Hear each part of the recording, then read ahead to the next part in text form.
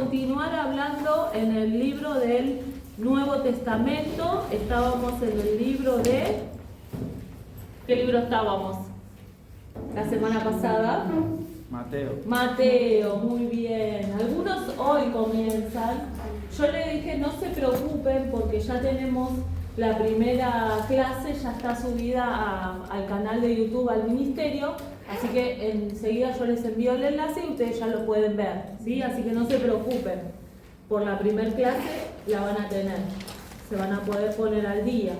Lo que vamos a hacer es seguir avanzando en lo que veníamos leyendo. Vamos a ir al capítulo 7, donde ahí ustedes en la página 4 tienen en sus materiales, tienen una clave, dice, hay una clave con respecto a tener una oración poderosa. ¿Cuál es esa clave? La encontramos en el capítulo 7 de Mateo, verso 7 en adelante. Es simple como pedir, dice su palabra, y se os dará. Busquen y hallarán. Llamen y se abrirá. Porque todo aquel que pide recibe, y el que busca halla, y al que llama se le abrirá. Una clave muy simple y muy sencilla para que todos podamos tener una oración eficaz, una oración poderosa. Tan solo con creer que si yo pido a Dios, Él me va a dar. Que si yo llamo, Él me va a abrir. Y que si yo lo busco, lo voy a encontrar. Para eso tiene que haber una disposición de parte nuestra. ¿Hacer qué? ¿Qué les parece? ¿Qué tengo que hacer? Pedir. Tengo que buscar a Dios, tengo que orar, fomentar ese hábito de la oración, de poder comenzar mi día en oración, de poder comenzar mi día hablando con Él, porque orar es hablar con Dios, es algo que sabemos todos, ¿sí? No es que necesitamos grandes oraciones, grandes oradores, o por ahí alguno diga, yo no sé orar tan largo, o oro cortito. No se trata de la cantidad de palabras que le digamos a Dios, sino de lo que nosotros necesitemos decirle a Él, de cómo le voy a hablar, de cómo le voy a pedir, ¿sí? Basta lo que yo le diga, lo que hay en mi corazón, y Él va a entender. Y hace un ejemplo, ¿sí? Con el hombre. Dice, porque ¿qué hombre hay de ustedes que si su hijo le pide pan le va a dar una piedra? Ninguno de nosotros le daríamos una piedra a nuestros hijos. Le daríamos todo y más. Así es nuestro Dios con nosotros. Todo lo que le pidamos, Él nos va a dar, siempre y cuando esté conforme a su voluntad. Es una palabra básica, es una palabra tal vez conocida y decimos, es obvio que si yo le pido, Dios me va a dar, pero a veces nos olvidamos de estos pequeños detalles que hacen una gran diferencia, ¿sí? Muchos dicen, ora vos porque a mí Dios no me escucha. Y acá la palabra dice, pide y se te dará. Es clara. Por eso dice, hay una clave, hay una llave poderosa que tiene que ver con la oración. Y la clave es pedir. Amén. Así que a partir de ahora, hermanos, nuestro incentivo va a ser pedirle a Dios. Justamente hoy cuando estaba repasando la clase, había unas hermanas que estaban pidiendo oración por una operación de un bebito que estaban haciendo de corazón, un bebé prematuro. Y pedía oración y le digo, mira, justamente estoy leyendo esto. Y bueno, al rato me manda, a las horas me manda y me dice, la operación salió todo bien, salió todo un éxito. Estamos hablando de un bebé prematuro, una operación delicada que es el corazón. Y entonces, esta palabra se hace real. Pide y se te dará. Oremos al Señor y Él nos va a responder. Amén. Bueno, después da otro ejemplo. Después ustedes si quieren lo pueden continuar leyendo. En el verso 10 dice, o si le pide un pescado, ¿le dará una serpiente? Pues si ustedes siendo malos saben dar buenas dádivas a sus hijos, ¿cuánto más nuestro Padre que está en los cielos dará cosas a los que le pidan? Así que todas las cosas que quieran que los hombres hagan con ustedes, así también ustedes con ellos, porque esto es la ley y los profetas. Se las terminé de leer porque no se las puedo dejar ahí inconclusa. significa que Dios quiere darnos. Solamente nosotros tenemos que pedirla. Y fíjense nosotros, que siendo hombres, mujeres comunes, le damos todo y más a nuestros hijos. Bueno, así también Dios con nosotros. Él nos ama, somos sus hijos y Él quiere darnos todo lo que nosotros necesitemos. Nunca pienses que tu pedido, que tu oración es poquito. No, Dios quiere responder cada petición, pero Él está esperando que alguien se levante y le pida. Amén. Así que vamos a levantarnos con toda, a pedirle a nuestro Dios, que Él tiene muchas ganas de responderlo. Amén. Bien, vamos a ir avanzando. Acá continúa el Señor sanando, dando de alguna forma enseñanzas, haciendo milagros.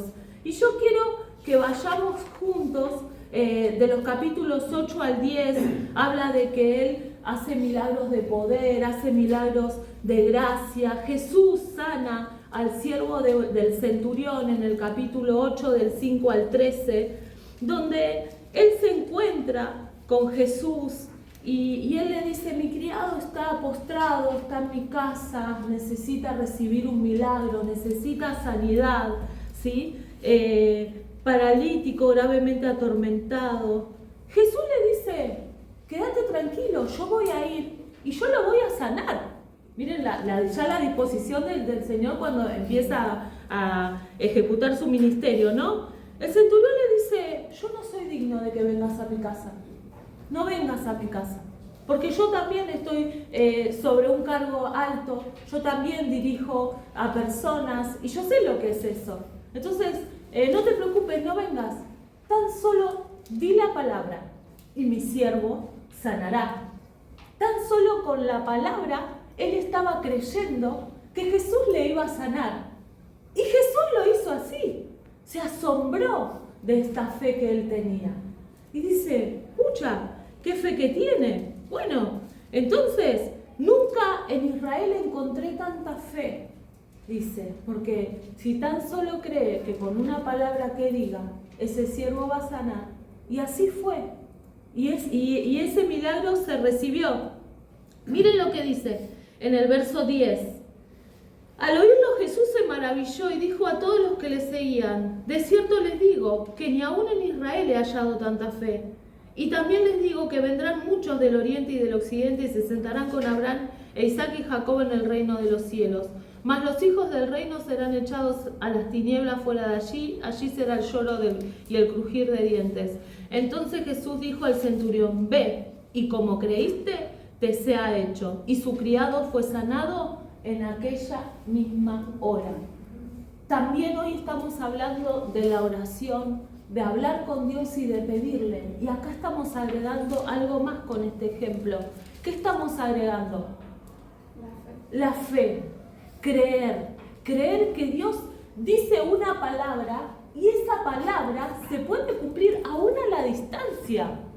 Por eso nosotros cuando piden oración por una cosa, piden oración por otra, nosotros oramos con fe, porque Dios se mueve en base a nuestra fe, como la fe que tuvo este hombre que pidió oración por sanidad y Jesús obró, porque tenía demasiada fe para creer que Jesús podía hacerlo.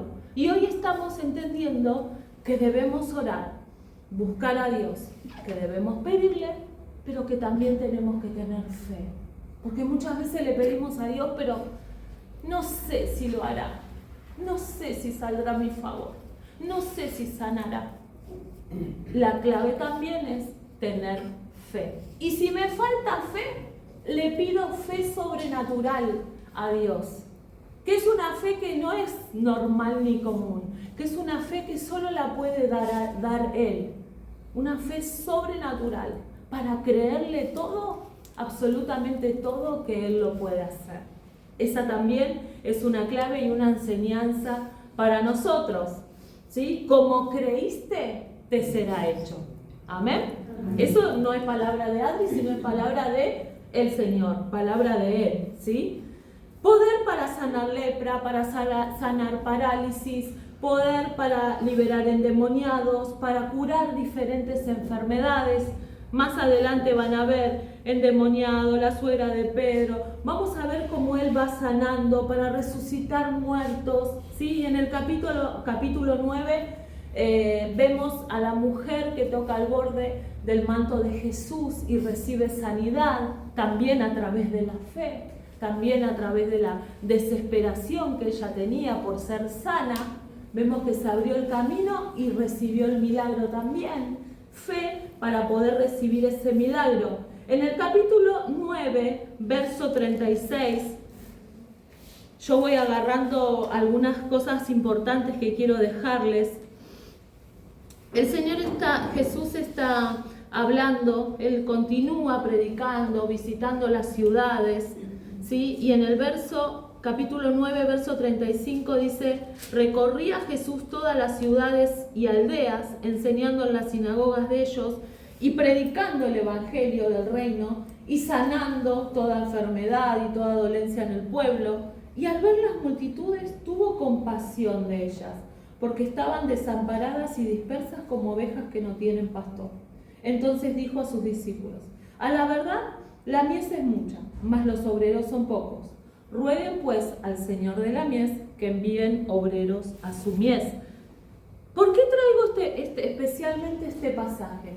Porque él no solamente tenía compasión para sanar, para hacer milagros, para resucitar muertos, para operar y liberar endemoniados, sino que también le daban compasión a aquellas ovejas que andaban por ahí y que estaban como dispersas, como ovejas que no tenían pastor, que no tenían quien las guíe, quien les enseñe. Y eso también le dio compasión a Jesús. Entonces él dice, tuvo compasión y la mies es mucha, hay muchas personas para trabajar, pero los obreros son pocos.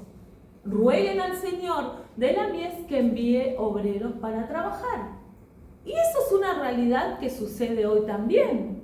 Hay muchas personas que necesitan de Él. Hay muchas personas que necesitan ser guiadas, que necesitan ser pastoreadas, pero hay pocos obreros.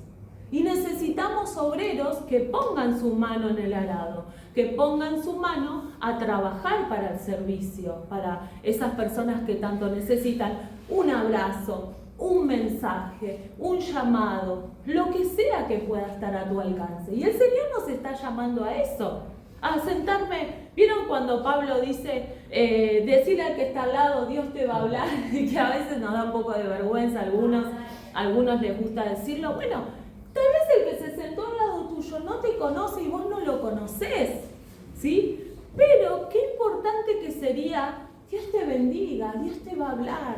¿Cómo estás hoy? O, no te vi ayer en la reunión, ¿qué pasó que no viniste? Qué lindo sería que todos... Hola, sí. Perdona, Claudia. Sí. ¿Cómo? Claudia. Está abajo al fondo, en la oficina. De nada. Bien. Qué lindo sería que podamos dar esto. De eso se trata. ¿Sí? No de ser, bueno, llego, escucho, me voy. No, de poder abrirnos, de poder alcanzar. A veces no nos alcanzan las manos, los oídos para poder escuchar. Bueno, que cada uno de nosotros sea ese obrero, que aporte su granito.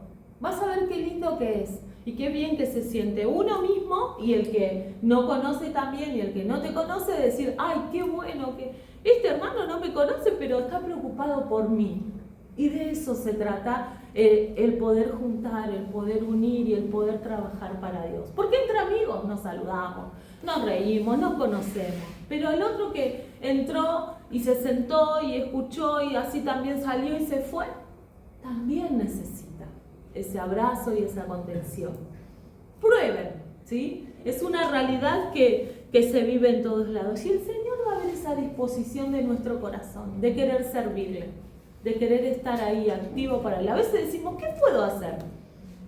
Muchísimo, muchísimo podemos hacer. ¿Amén? Amén. ¿Qué les parece?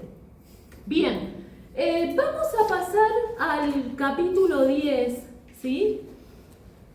donde vamos a encontrar el llamado a los 12, la elección de Jesús con respecto a los 12 discípulos, ¿sí? Él los había ya escogido con anterioridad, pero ahora los llama a una misión que tiene que ver con el discipulado, con el evangelismo, ¿sí? Para todo el pueblo ahí de Israel. Él los llamó y les otorgó autoridad para echar fuera demonios, para predicar el evangelio. Él les confirió ese poder, ¿sí? Los llamó a ese grupo de 12 maravilloso que transformaron todo, ¿sí? Y ahora vamos a ver cada uno de los nombres en Marcos y en Lucas y en Mateo también aparecen los nombres de los discípulos. Lo van a ver de diferentes formas. Ustedes van a ver que, por ejemplo, en Marcos hay algunos nombres que ahora yo le voy a dar acá, no aparece, van a estar distintos o va a tener otro sobrenombre. Yo les voy a dar la lista de todos los nombres de los discípulos con su sobrenombre. ¿Para qué? Para que ustedes tengan esta base. Y después cuando ustedes lo vean en los otros evangelios o lo vean en las cartas, no haya confusiones, ¿sí? Bien, vamos con el primero. Ustedes van a tener que copiar. Yo les dicto y ustedes copian, así lo tienen. Porque sería malo que lo copien en el pizarrón porque lo van a tener que copiar de ahí. Prefiero dictárselos, ¿sí? Bueno, el número 1. Esto lo encontramos en el capítulo 10 de Mateo, ¿sí? El número 1 es Simón, el llamado Pedro. Este lo conocemos todos, ¿sí? Les voy a dar algunas características de algunos. Este era un hombre impetuoso, sabemos que él tenía un carácter fuerte, pero tenía un gran corazón, ¿sí? Y era un líder nato por excelencia, ¿sí? Bien, ustedes me dicen si voy muy rápido. El número 2, Andrés, el hermano de Pedro, ¿no? Entonces ponen Andrés, su hermano, ¿sí? Quien fue presentado a Jesús por Juan, por medio de Juan.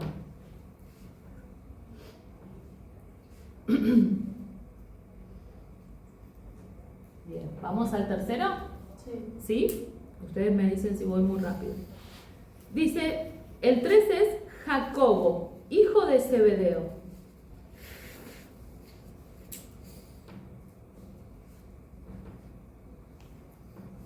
Quien fue muerto, entre paréntesis, por Herodes. ¿Hijo de quién? De Zebedeo, que fue muerto por Herodes. Después lo vamos a buscar, pero en Hechos 12:2 lo nombra como el primer mártir, ¿sí? El primero de los 12 en morir como mártir. Hechos 12:2. Esto ahora no lo buscamos, después lo leemos.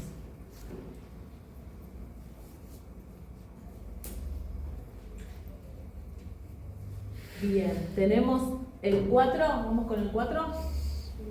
¿Sí? Juan, su hermano, hijo de Zebedeo. Bueno, estas características ya nos acordamos de memoria, ¿no? El discípulo a quien Jesús más amaba, aquel que escribió el Evangelio de Juan, el que escribió el libro de Apocalipsis y el que escribió las 3 cartas de Juan, ¿sí? Este ya más o menos lo recordamos así bien presente. ¿Vamos con el 5? Felipe. Este era un ciudadano de Betsaida. Y entre paréntesis pongan, no es Felipe el evangelista del libro de los Hechos, porque también hay un Felipe en el libro de los Hechos que por ahí nos puede traer confusión.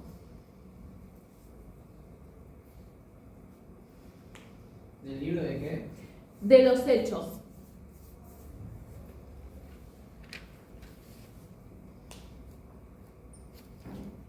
¿Vamos con el 6? ¿Sí? Sí. Bartolomé.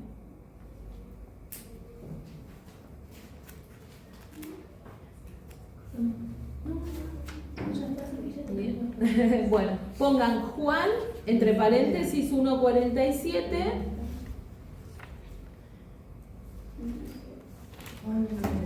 ¿Sí? Después lo vamos a leer. Vamos con el 7, Tomás.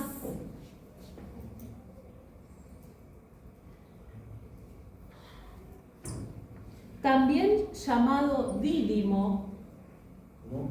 También llamado Dídimo.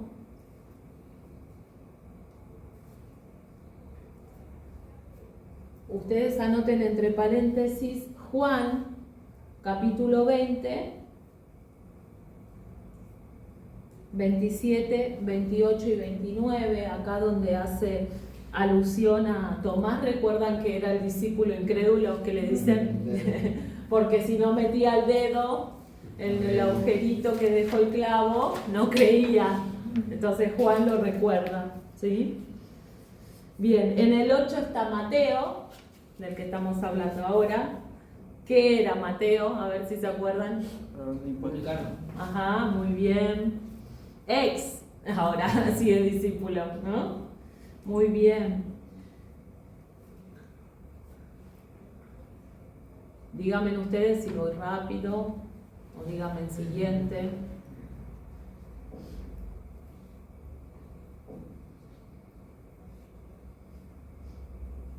Ahora vamos con el 9. Jacobo, hijo de Alfeo.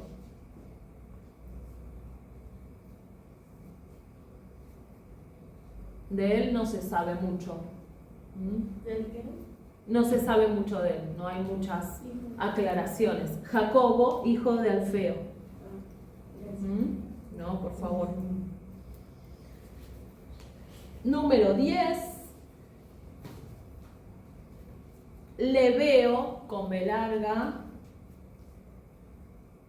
por sobrenombre Tadeo, porque después en otros aparece así también.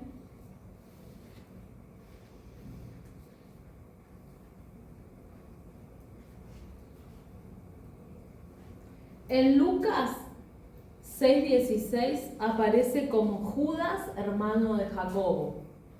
Lucas 6:16, estamos hablando del mismo, del número 10, del Lebeo. También en Lucas 6:16 aparece como Judas, hermano de Jacobo. Porque después cuando leemos el cómo, no se llamaba así y no se llamaba así, entonces ya tenemos los... Ah, sí, es este, ya lo recordamos, ¿sí? ¿Bien? Bien. 11, Simón, el cananista.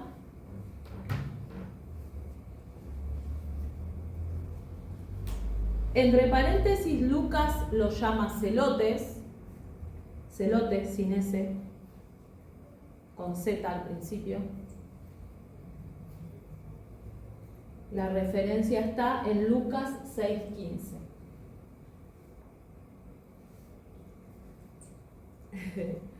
Y bueno, y por último, el número 12, Judas Iscariote, quien traicionó a nuestro Señor.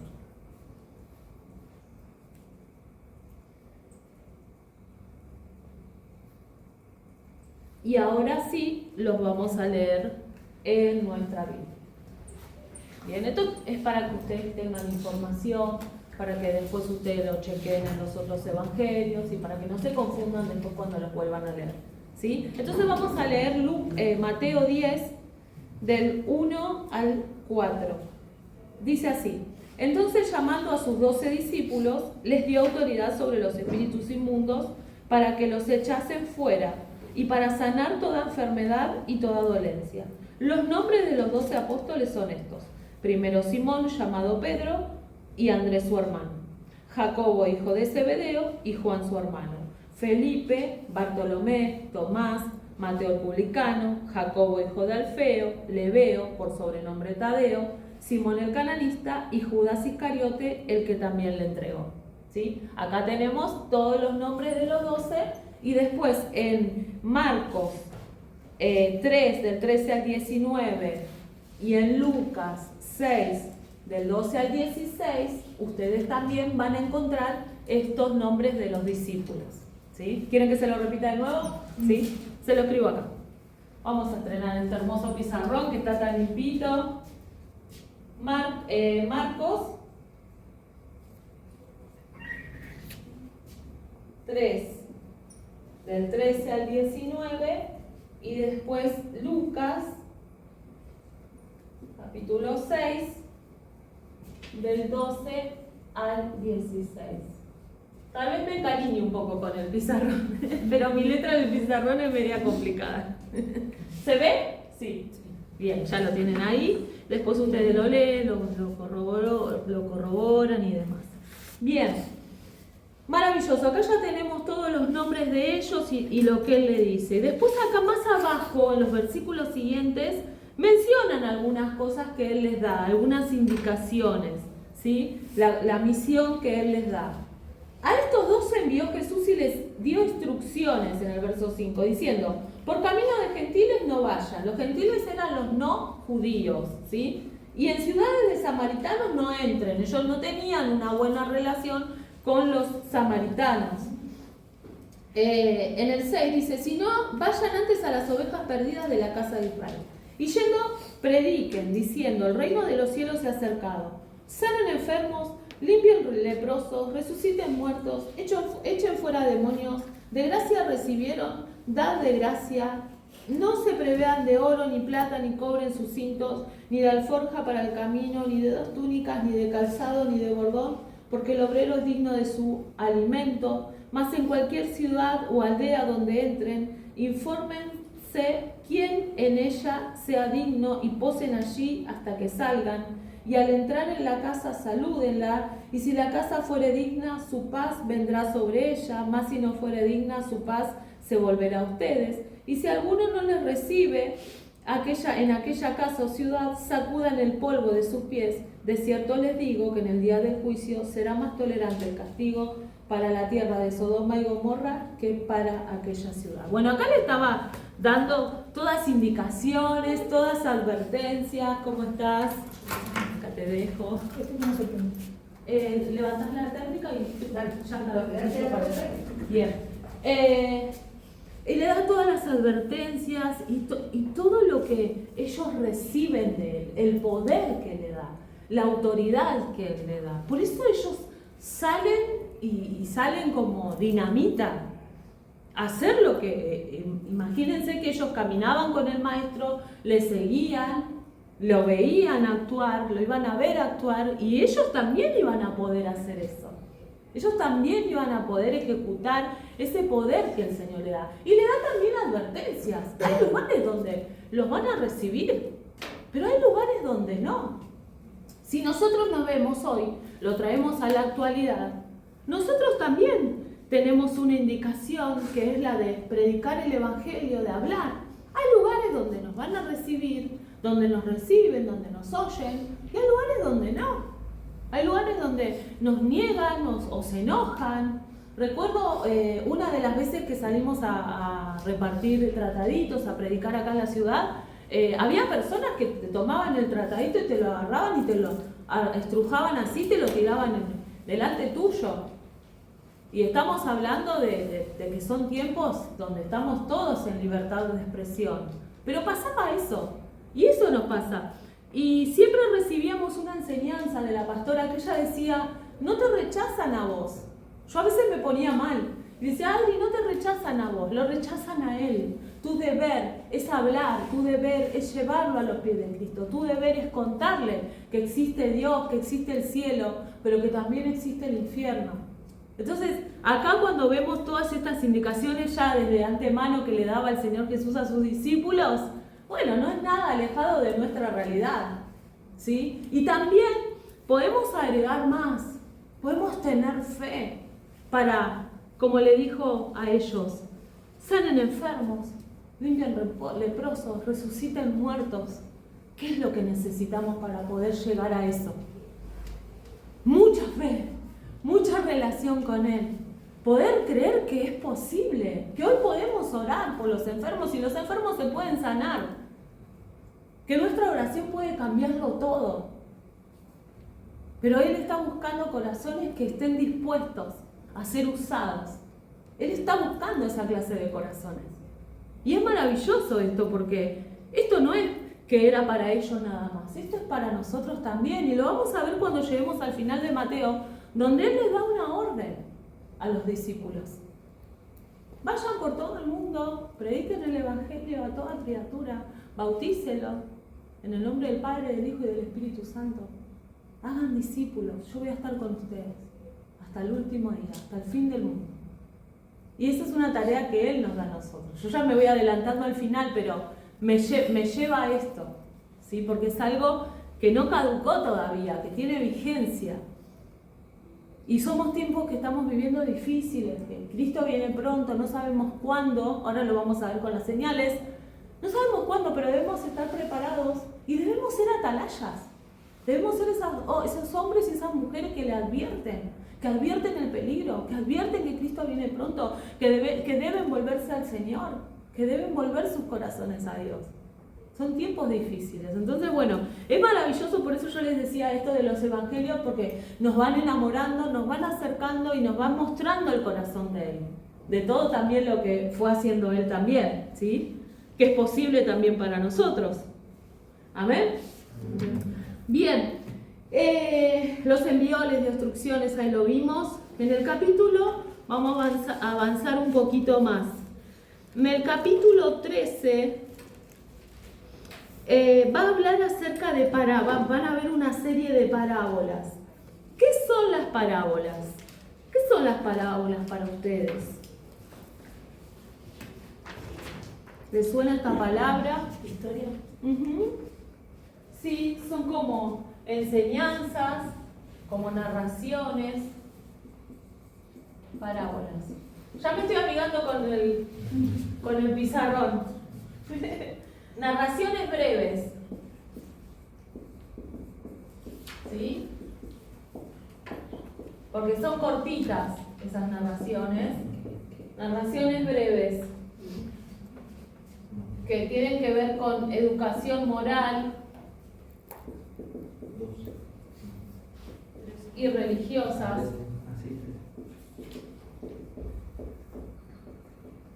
Pero que a la vez revelan verdades espirituales. Cada vez me voy más abajo. ¿Sí? Que se pueden comprender. Porque Él siempre les quería enseñar, ¿sí? Y Él también nos quiere enseñar a nosotros, nos quiere seguir enseñando. Entonces, vamos a hacer un repaso.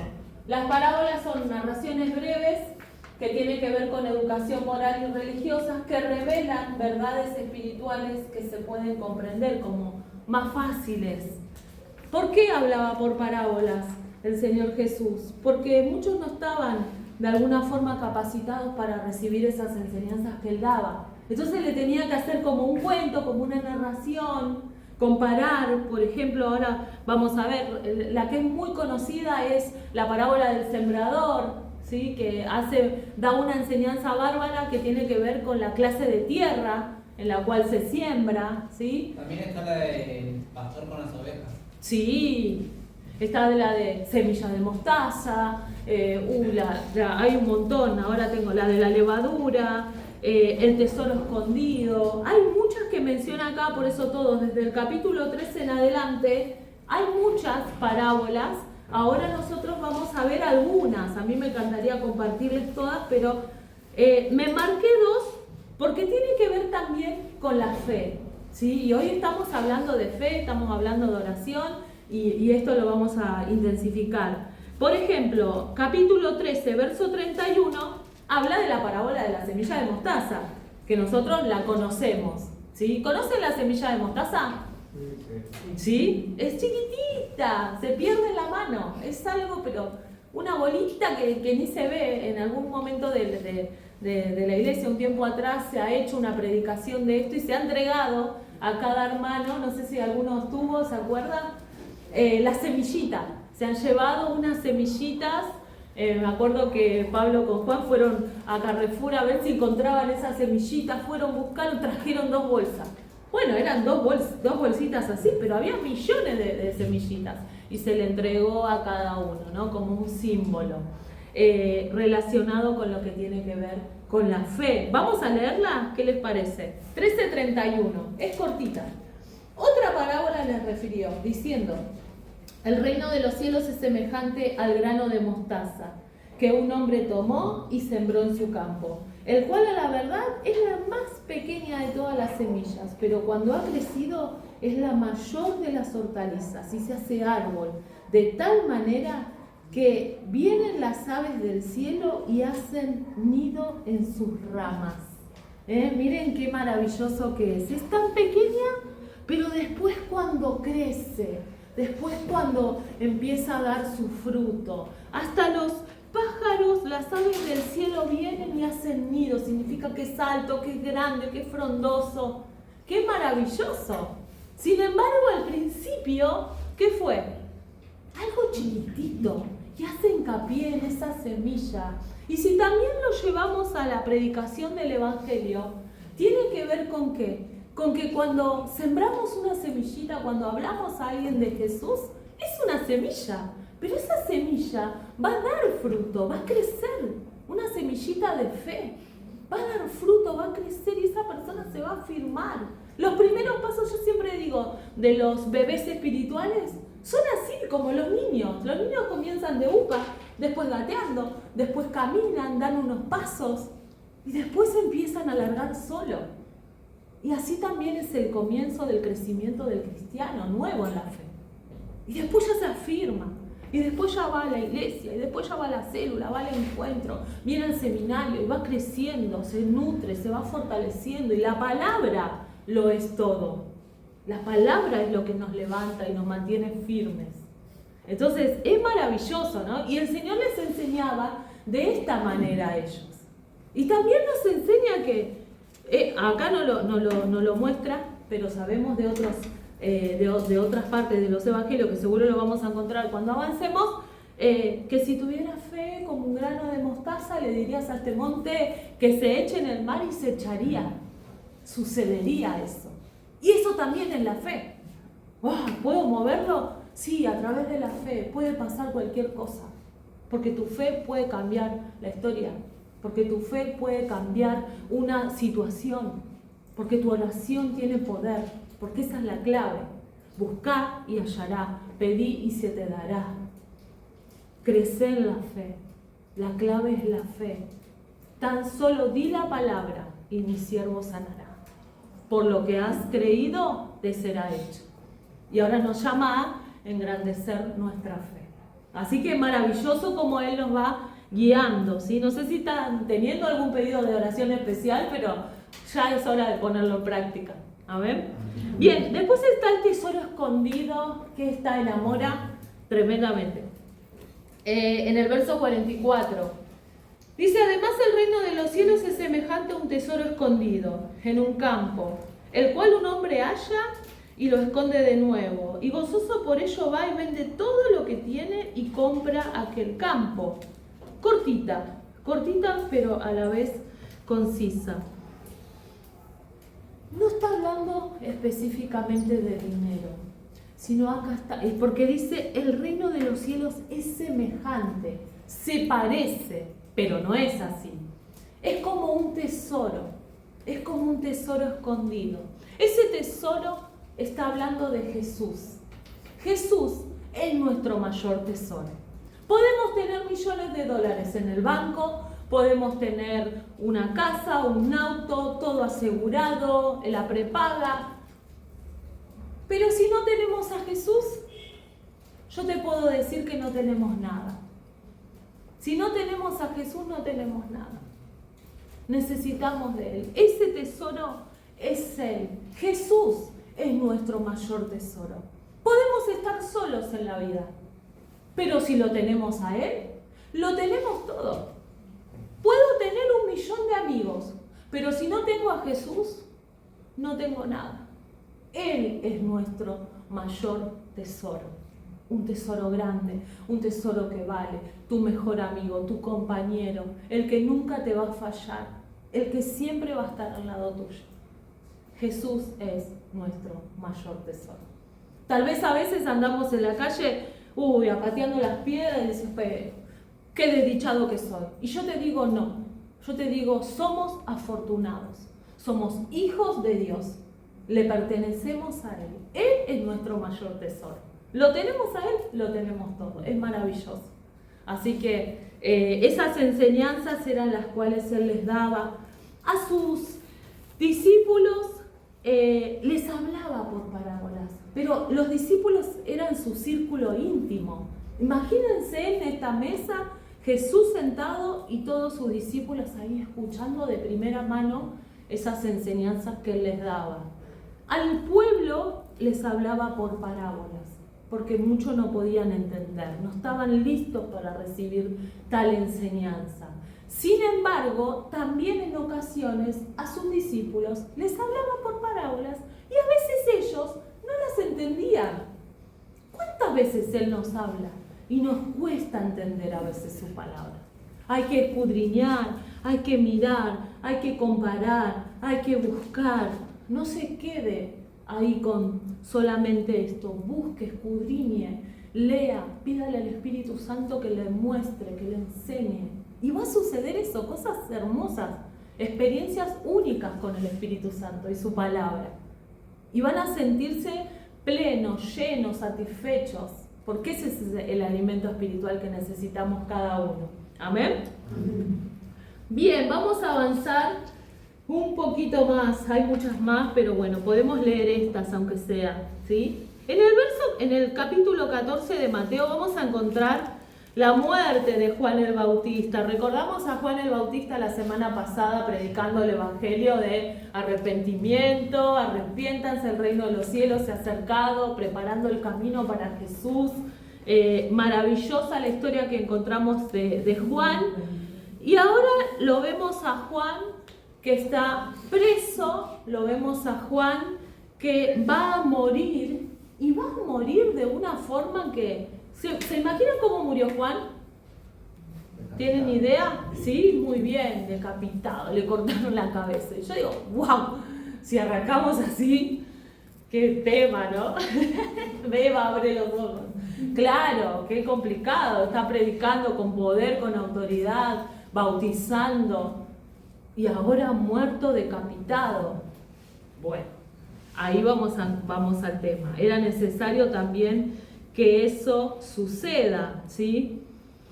El que gobernaba, que era Herodes, el tetrarca, en el 14:1, oyó la fama de Jesús y dijo a sus criados: este Juan el Bautista ha resucitado de los muertos, y por eso actúan en él estos poderes, ¿no? Cuando se recuerdan que Juan venía abriendo el camino, le anunciaba de Jesús, ahora Jesús ya estaba manifestado, ya estaba haciendo, predicando, haciendo los milagros, sanando, y entonces dice, es Juan que resucitó, decía Herodes, ¿sí?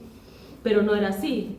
En el 3 dice, porque Herodes había aprendido a Juan, metido preso, y le habían encadenado y metido en la cárcel por causa de Herodías, mujer de Felipe, su hermano. Porque Juan decía, no te es ilícito tenerla. Acá Juan siempre amonestando el pecado, ¿no? Le estaba diciendo, no es lícito que estés con la mujer de tu hermano. Entonces, bueno, listo, a la cárcel. No le gustó, preso, ¿sí? Así de simple era. Y miren lo que pasa en el 5. Y Herodes quería matarle, pero temía al pueblo, porque tenían a Juan por profeta. Pero cuando se celebró el cumpleaños de Herodes, la hija de Herodías danzó en medio y agradó a Herodes, por lo cual éste le prometió con juramento darle todo lo que pidiese. Ella, instruida primero por su madre, dijo, dame aquí en un plato la cabeza de Juan el Bautista. Vaya pedido de regalo que hacen. Entonces el rey se entristeció, pero a causa del juramento y de los que estaban con él a la mesa, mandó a que se la diesen. Y ordenó decapitar a Juan en la cárcel. Y fue traída su cabeza en un plato y dada a la muchacha, y ella la presentó a su madre. Entonces llegaron sus discípulos y tomaron el cuerpo y lo enterraron, y fueron y dieron las buenas nuevas a Jesús. Así termina muriendo Juan el Bautista.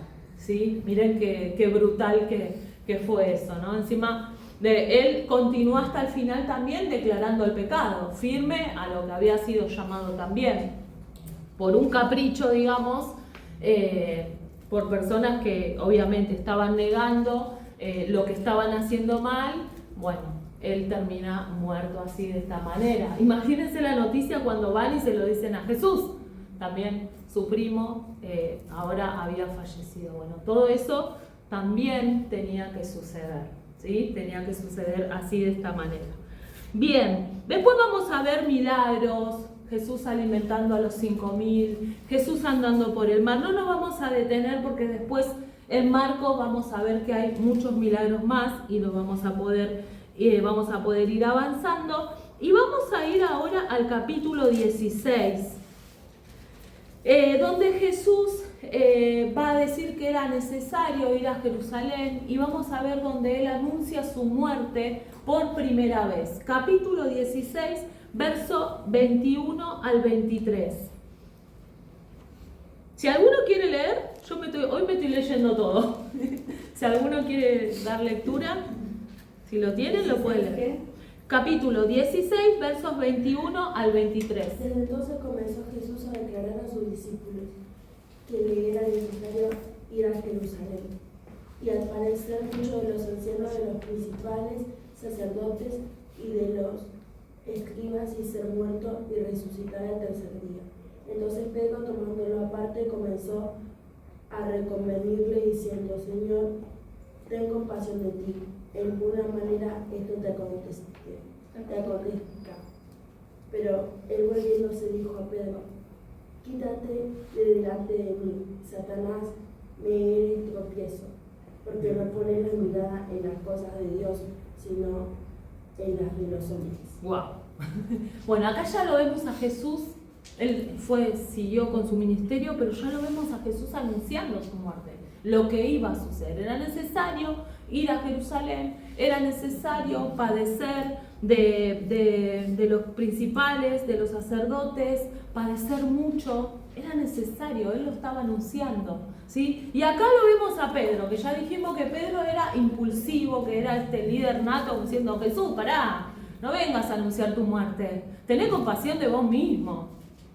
Y Jesús siempre poniéndole el freno a él y le dice: no, salí de mi vida, salí de mi vista, quítate de mí.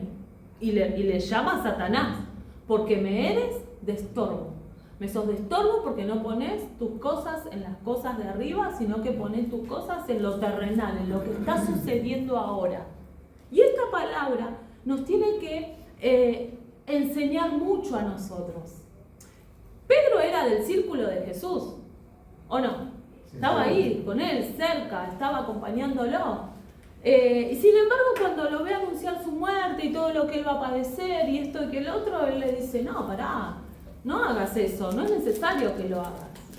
Y él lo llama a Satanás, él le llama de estorbo, él le llama de tropiezo a una persona que estaba con él, que fue elegido también por él, ¿sí? ¿Y qué pasa muchas veces cuando tenemos personas a nuestro alrededor que son cristianas, que son de Dios, pero que a veces nos dan consejos que no nos acercan a Dios, sino que nos alejan, sino que son de tropiezo o que son de estorbo? Tenemos que estar alertas, tenemos que ser atentos, tenemos que ver qué amistad me conviene, qué amistad no me conviene, porque muchas veces te palmean en el hombro y te dicen: no es tan así la vida cristiana, no es tan exigente, no tenés que, no. Veamos al Señor Jesús reprendiendo a Pedro. No pones tus cosas en las cosas de Dios, pones en lo que está por suceder. Entonces debemos ser astutos, debemos tener discernimiento, pedirle a Dios discernimiento para poder ver todas estas cosas.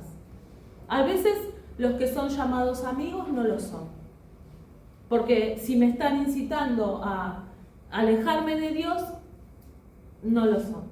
Necesito tener esa clase de personas que me acerquen, que por más que estén cerca de Dios, me acerquen más yo debo ser inteligente en eso, ¿sí? Y debo estar alerta. Por eso yo me lo remarqué como algo para nosotros, para mí, ¿sí? No pone la mira en las cosas de Dios, sino en las cosas de los hombres, en lo que es terrenal, en lo que es carnal. No sufras tanto. No sufras tanto por ser obediente a Dios, por ser obediente al Padre. Si vos podés evitar todo eso, en una palabra le decía Pedro, ¿sí? Debemos estar alertas. Amén. En el capítulo 17 él vuelve otra vez a anunciar su muerte. 17, 22 y 23. ¿Alguien si quiere me lo puede leer? Estando ellos en Galilea, Jesús les dijo: el Hijo del Hombre será entregado en manos de hombres, y le matarán, mas al tercer día resucitará. Y ellos se entristecieron en gran manera. Otra vez él anunciando su muerte. En el capítulo 20 ahora él va a ser entregado. Capítulo 20, 18 y 19. A ver si lo tengo, lo leo. Dice: he aquí subimos a Jerusalén y el Hijo del Hombre será entregado a los principales sacerdotes y a los escribas, y le condenarán a muerte y le entregarán a los gentiles para que le escarnezcan, le azoten y le crucifiquen, mas al tercer día resucitará. Sí, él también estaba dando anuncio a todo esto, y nos vamos un poquito casi al final también, pero vamos a ver también que en el capítulo 26:2 también él va a anunciar que va a ser crucificado. 26:2 dice: saben que dentro de 2 días se celebra la Pascua y el Hijo del Hombre será entregado para ser crucificado. Y como que ahora nos vamos metiendo en otra sala, nos vamos metiendo en otra parte o en otra etapa de la vida de Jesús. Vimos el comienzo con su nacimiento, con su salida al mundo, vimos la predicación de Juan, vimos como su recorrido en cuanto a lo que él vino a hacer, a predicar, a sanar, a liberar, y ahora lo vemos a él en otra parte y anunciándolo. Él sabía todo esto que iba a acontecer, pero como decimos, él lo tenía que dar a conocer. Él lo tenía que hacer saber, ¿sí?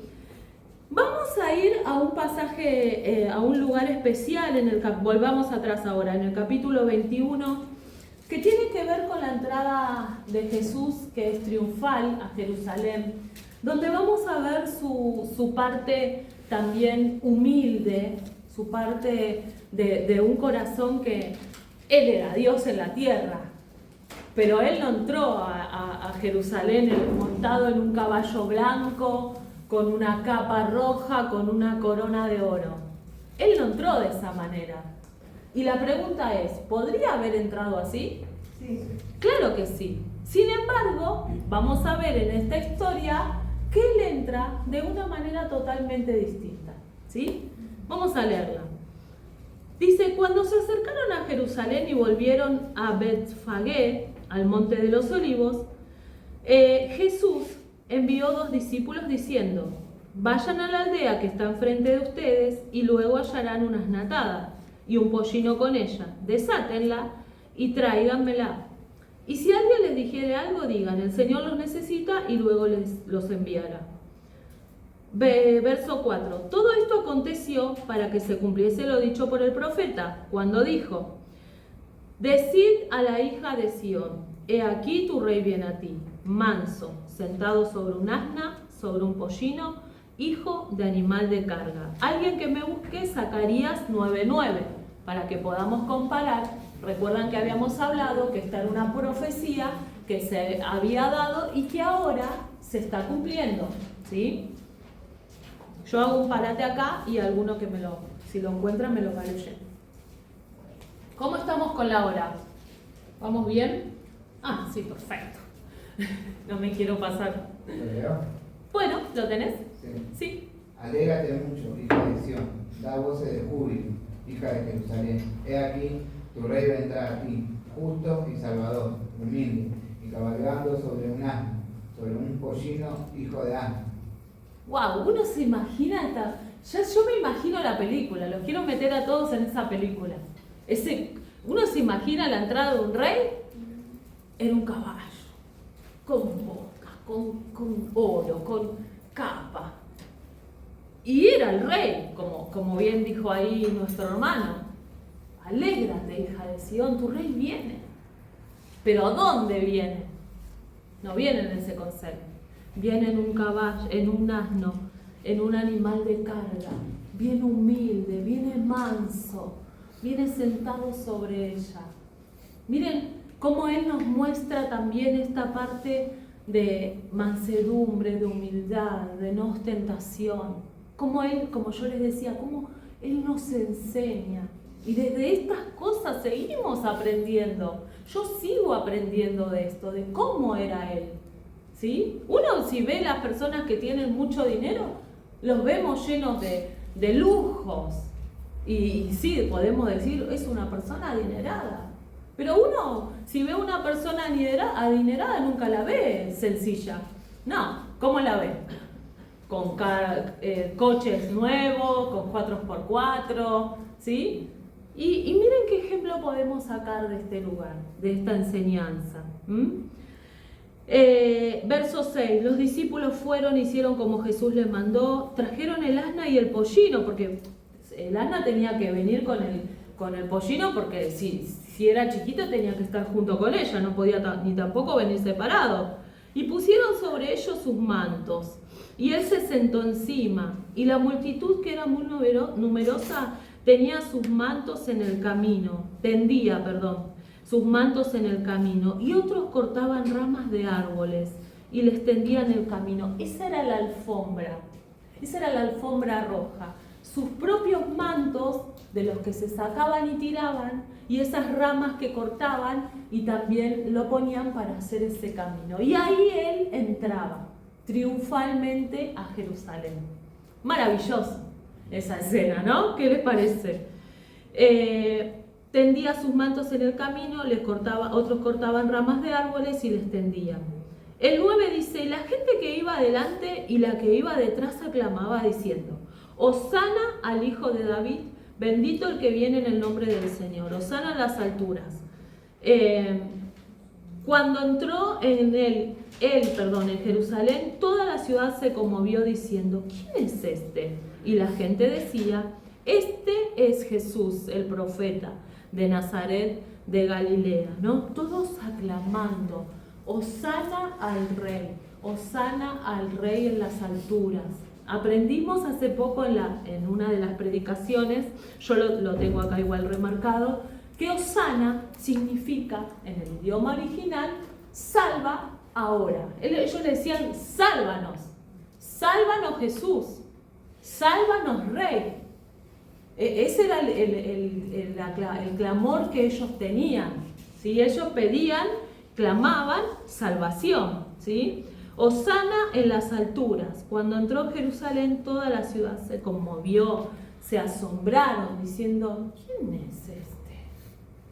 Él era el rey, estaba entrando ahí. Una película totalmente diferente a lo que podemos llegar a pensar, ¿no? Maravillosa enseñanza que él nos deja de humildad y de sencillez y de mansedumbre, ¿sí? Que cuánto todavía hoy tenemos que seguir aprendiendo de todo esto. Amén. ¿Vieron las personas que vinieron de Estados Unidos, los que estuvieron en la iglesia? Bueno, ellos, ustedes saben que vienen y nos dan esa gran ayuda y todo lo que ellos son, pero yo resalté una característica de ellos, no sé ustedes, y resalté justamente esto, resalté humildad, sencillez, ¿sí? Eso lo palpé yo, no sé ustedes, pero me pareció así, lo sentí así, nos sentimos como uno, y eso es muy lindo poder sentirlo, ¿sí? Así que bueno, mucho para seguir aprendiendo también nosotros, amén. Bien, vamos a seguir avanzando. Tenemos un gran mandamiento en el capítulo 22. Capítulo 22, 37 al 40. Alguien que me lea, así yo respiro un poco. Sí, fuerte y alto. ¿Tenés tu material? Ah, mira, me había olvidado también de darle a Damián. Léelo, tranquilo. ¿Pero cuál era 27? 27, Sí. 32 al 34. No, 22, 27 al 40. No, ¿No? Sí, lo que vos dijiste. Bien. 22, 37 al 40. Efectivamente. Jesús dijo, amarás al Señor tu Dios con todo tu corazón y con toda tu alma y con toda tu mente. Este es el primer y gran mandamiento. Y el segundo es semejante, amarás a tu prójimo como a ti mismo. De estos dos mandamientos depende toda la ley de los profetas. Bien. Toda la ley y los profetas. Toda la ley y los profetas. Un mandamiento les doy. Este gran mandamiento. Amarás a Dios. Amarás a Dios con toda tu fuerza, con toda tu mente, con toda tu alma. Y amarás a tu prójimo como a ti mismo. Como nosotros como seres humanos nos amamos, nos cuidamos, nos preservamos. Y así debe ser ese amor hacia mi prójimo, hacia mi hermano. ¿Vieron cuando comenzamos la clase que hablábamos de que necesitábamos obreros? Bueno, esto también tiene que ver con el amor también al prójimo, con el amor al otro, con el poder transmitir eso que alguna vez hemos recibido también nosotros. Porque todos hemos recibido ese amor de Dios, ese amor fraternal, ese amor que nos han dado los hermanos cuando hemos llegado. Bueno, que nosotros podamos también reflejar ese amor en el otro. Eso es lo que Él nos manda. Recordamos en el Antiguo Testamento todos los mandamientos que se han dejado. Bueno, este también es uno de ellos y refleja el más importante. Ama al Señor tu Dios con todo tu corazón, con toda tu alma, con toda tu mente, con todas tus fuerzas. Y ama a tu prójimo como a ti mismo. Demostrar ese amor que tenés por el otro. Con lo que sea y con lo que te salga. Uy, Adri, pero yo soy re tímido. No importa, con un abrazo, con un Dios te bendiga, vas a ver cómo eso va rompiendo. Sentite parte de casa de Puerta del Cielo. Y sentite de que podés dar, y podés amar, y podés contagiar. Sentite útil para la obra de Dios. Amén. Porque todo esto que nosotros estamos recibiendo no es para guardarlo, sino para darlo. Entonces esto tiene que ir reflejándose de a poquito. Yo les animo, ¿sí? Muy bien. Vamos a ver, y ahora traje porque vamos a ver las señales antes del fin. Si no nos vamos a poner súper, exhaustivos en la búsqueda de las señales, porque prácticamente estamos viendo muchas señales cumplidas. Están acá anotadas en la Biblia también, Mateo 24. Vamos a ver algunas, pero yo quiero decirles por qué traje esto del gran mandamiento, que justamente tiene que ver con el amor, ¿sí? Son señales antes del fin. Antes de que venga el fin, vamos a ver señales, ¿sí? Entonces vamos al capítulo 24, verso 3 al 13. Vamos a leerlo. Dice, estando sentado en el monte de los olivos, los discípulos se le acercaron aparte diciendo, dinos, ¿cuándo serán estas cosas? ¿Y qué señal habrá de tu venida y el fin del siglo? Respondiendo Jesús le dijo, miren que nadie los engañe, porque vendrán muchos en mi nombre diciendo, yo soy de Cristo, y a muchos engañarán. Y oirán de guerras y rumores de guerras, eso lo vamos como ya lo estamos viendo siempre en noticias.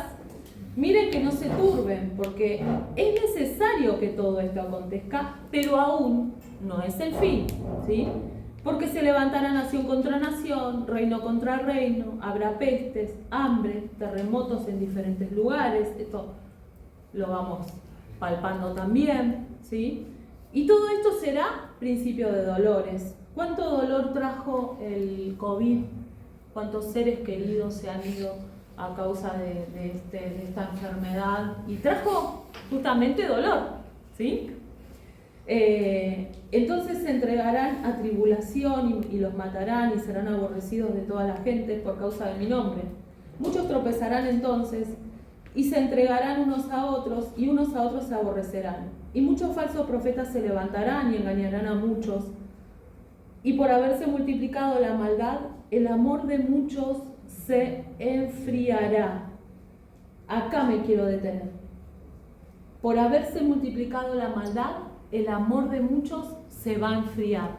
Por eso también la clave es el amor. Dice, amarás a tu prójimo como a ti mismo. Y hoy si nosotros vemos en la calle, hermanos, estamos llenos de violencia, llenos de agresión. Las personas hablan y no te hablan, te agreden.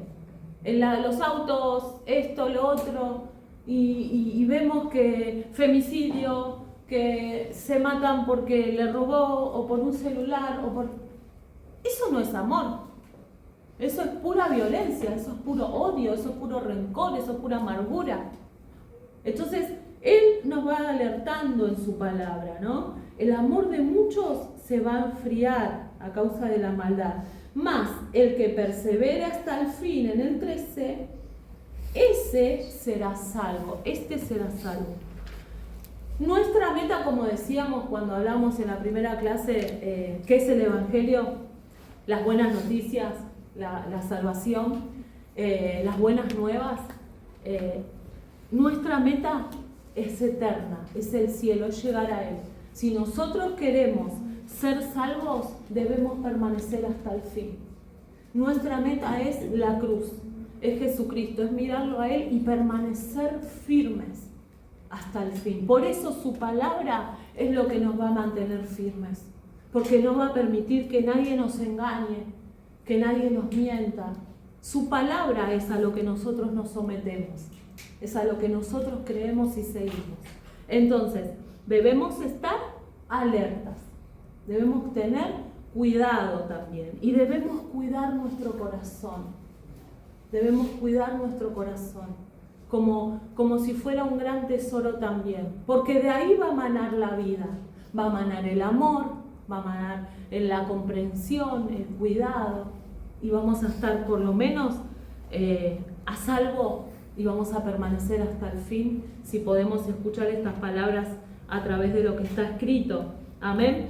Y dice también que el día y la hora nadie lo sabe, nadie lo conoce cuándo Él va a venir. Sí podemos decir, bueno, sí, se están cumpliendo muchas señales, lo estamos viendo, Cristo viene pronto, es una realidad. No sabemos cuándo, debemos estar alertas. Vamos a leer en el mismo capítulo 24, el verso 36, donde dice, pero el día y la hora nadie sabe, ni aun los ángeles de los cielos, sino solo mi Padre. Y después, ustedes después léanlo tranquilo en casa, ¿no? Pero después habla, ¿recuerdan cuando Noé preparaba el arca? De alguna manera Noé estaba predicando, ¿sí? Porque él estaba preparando y estaba anunciando que iba a venir un diluvio, que iba a venir juicio, nadie le creía, que es un loco, tantos años clavando maderita, preparando las cosas. Sin embargo, ¿qué pasa? No llegaba nunca. ¿Cuántos años tardó Noé en preparar esa arca? 100 años. Entonces, ¿quién le iba a creer? Hasta que llegó el día del juicio, hasta que esa arca se cerró y no entró más nadie. Y solamente se salvaron una familia, 8 personas. El juicio de Dios vino. Entonces, todos los que estaban viendo eso no estaban listos. Entonces, acaba mencionando, ¿sí? Cuando no entendieron por qué vino el diluvio, todas las personas que murieron. Y nos está llamando a estar atentos, a velar. Dice el verso 42, velad, pues no saben a qué hora ha de venir nuestro Señor. Pero sabe de esto, que si el padre de familia supiese a qué hora el ladrón habría de venir, velaría y no dejaría minar su casa. Otra vez como que hablando, ¿no? También a los padres. Por supuesto, yo sí sé que me quieren entrar a robar, yo me quedo sentado ahí, acá no van a entrar. Y cuido mis hijas, cuido mi casa, ¿sí? No voy a permitir que nadie entre, pero no sé en qué momento va a venir, ¿sí? Miren lo que dice el 44. Por tanto, también ustedes estén preparados, porque el Hijo del Hombre vendrá a la hora que no piensan. Nosotros por ahí decimos, no, todavía no, falta esto, falta lo otro. No sabemos si va a ser en un futuro inmediato, en un futuro mediato, no sé si va a suceder estando yo aquí en vida, o estando mis hijas o mi descendencia, no lo sabemos. Tenemos que velar, tenemos que estar atentos, tenemos que estar alertas y tenemos que estar preparados, tenemos que estar listos. Más adelante habla de las parábolas de las 10 vírgenes, las que tenían su aceitito preparado, ¿sí? Otra enseñanza, tenían su aceitito listo para que venga ahí a preparar. Y las otras estaban dispersas, distraídas, no estaban precavidas, no tenían su aceite. Cuando llegó el momento de entrar, ellas andaban buscando el aceite. Y cuando volvieron, ya era tarde. Debemos estar alertas, debemos estar preparados para ese momento. Amén. Maravilloso. Cómo el Señor parece que Él nos va alertando, enseñando, guiando cada día más a través de su palabra, ¿sí? Bien. Otra vez Él anuncia en el capítulo 26, verso 2, como habíamos leído, que antes de la Pascua Él va a morir, ¿sí? 26, 2. Lo hemos leído hace un ratito. Saben que dentro de 2 días se celebra la Pascua y el Hijo del Hombre será entregado para ser crucificado, ¿sí? Iba a ser entregado a los sacerdotes, a los escribas, a los principales, ¿sí? Ahí iban a estar reunidos en el palacio de Caifás, donde iban a tratar de meterlo preso, pero como estaban previo a la Pascua no querían hacerlo porque se iba a generar como un murmullo, como algo que también no se podía hacer en ese momento, entonces como que tenían cautela, ¿sí? Y vamos a ver un acto maravilloso que es antes de todo lo que iba a padecer Jesús, un acto que es valioso, que queda en la memoria primeramente de Dios, con respecto a un acto que hizo una mujer, cuando Él es ungido en Betania, capítulo 26, versos del 6 al 13. La mujer, conocida como aquella que derramó el perfume de alabastro a los pies de nuestro Señor. Es un acto que es un acto sencillo de amor, pero que queda marcado como... ¿Vieron cuando nosotros a veces nos equivocamos y escribimos este pizarrón con indeleble y no se puede borrar? Bueno, queda marcado esto en el corazón de Dios, queda registrado, no se puede borrar ese acto de amor que ella ha derramado. Dice en el verso 6, estando Jesús en Betania, en casa de Simón el leproso, vino a él una mujer con un vaso de alabastro de perfume de gran precio, lo derramó sobre su cabeza de él, estando sentado a la mesa. Al ver esto, los discípulos se enojaron diciendo, ¿para qué es este desperdicio? ¿Por qué esto podría haberse vendido a gran precio y haberse dado a los pobres? Y entendiéndolo, Jesús le dijo, ¿por qué molestan a esta mujer? Pues ha hecho conmigo una buena obra.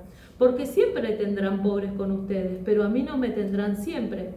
Porque al derramar este perfume sobre mi cuerpo, lo ha hecho a fin de prepararme para la sepultura. De cierto les digo, donde quiera que se predique este evangelio en todo el mundo, también se contará lo que ésta ha hecho para memoria de ella. Y hoy se cumple, porque hoy lo estamos recordando. Estamos recordando este acto de amor que ella tuvo para Jesús. Él iba a ser entregado, iba a ser azotado, iba a ser golpeado, iba a ser crucificado, pero antes alguien estaba preparando su cuerpo, lo estaba ungiendo, lo estaba perfumando, y había una persona que dio lo que tenía, algo muy valioso que tenía, que si lo vendían alcanzaba para sustentar a muchos. Sin embargo, ella no vio eso, ella vio que se lo podía dar a él, un perfume. Tal vez hoy no podamos romper un frasco de perfume y dárselo, pero ¿cuál puede ser el perfume que le podamos dar a él? Nuestra adoración, nuestro corazón, nuestra entrega hacia él. Eso es lo que podemos dar. Todo lo que le demos a él siempre va a ser recordado, no va a pasar desapercibido. Siempre Dios va a tener en cuenta esas cosas que nosotros entregamos. Tal vez debemos entregar nuestro corazón para que Él lo moldee. Tal vez debo entregar un vicio, un pecado. Tal vez debo entregar mi orgullo. ¿Qué sé yo lo que tenemos que entregarle? Porque nuestro corazón es engañoso. Más que todas las cosas, solamente Él lo conoce. Entregale tu corazón a Él. Y va a ser recordado y va a ser valioso. Esta mujer marcó una diferencia. La diferencia de amor, de entregarlo todo hacia Él. Amén. Un acto que es sencillo, pero que queda marcado en la memoria de Él. Y hoy lo recuerda. Y se cumple la palabra como digo, porque siempre que se predique se va a recordar de esta mujer. Siempre que recordemos el tiempo de Pascua, el sacrificio de Jesús, indefectiblemente vamos a esto. Su cuerpo fue preparado. Su cuerpo fue ungido para ese momento. Amén. Bien, la controversia, con esto nos vamos al recreo, todo lo contrario a lo que hace Judas. Porque Judas hizo todo lo contrario. Hizo todo absolutamente lo contrario a lo que hizo ella. Ella entregó lo más valioso, Judas ahora lo iba a entregar a él por plata, por 30 monedas de plata. Conocemos la historia, capítulo 26, del 14 al 16.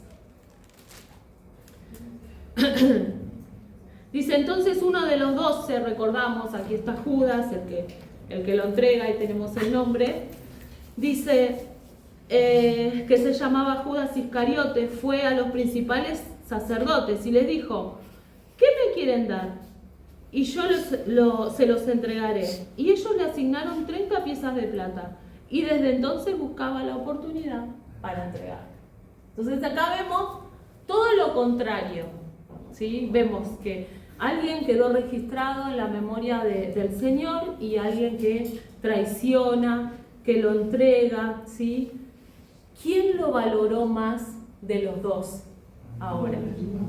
La mujer, por eso queda recordado, ¿sí? Después de Judas, cuando hace todo esto, más allá vamos a ver que él después se quita la vida, ya no se lo nombra más. O se lo nombra con otro título, el que lo entregó, como vimos recién en su nombre. Judas, el que lo entregó, ¿sí? Entonces, bueno, vamos a ver esa diferencia. Entreguemos todo lo que tengamos para darle al Señor, porque Él siempre lo va a recordar. Amén. Vamos a ir al corte acá, que ya son las 8. Vamos a la siguiente parte. Bien, entonces, bueno, quedamos con esta enseñanza de la mujer que derramó el perfume de alabastro y todo lo contrario a lo que hizo Judas, ¿sí?